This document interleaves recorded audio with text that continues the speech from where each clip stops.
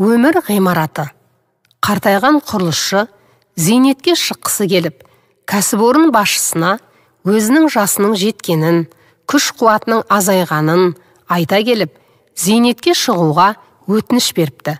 Қожайыны: өзіңіздей жақсы жұмысшымнан айырылу маған да қиын, бірақ соңғы рет бір ғана ғимарат салып, бітіріп беріп кетіңіз, деп қолқа салыпты. Құрылысшы атамыз: жарайды, деп келіскенімен, дұрыс пейілін жұмсамай, сапасыз, әрі арзан материалдар пайдаланып, нашар әрі сыйықсыз бір үй тұрғызыпты.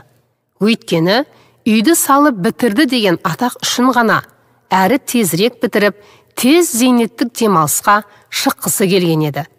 Құрылысты бітірген соң қожайынына тапсырып беріпті.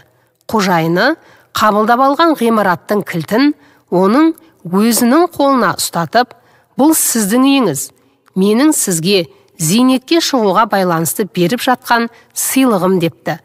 Құрылысшы шал өкініштен бармағын тістеп, шалқасынан түссе керек. Әр қайсымыз өз өміріміздің құрылысшысымыз.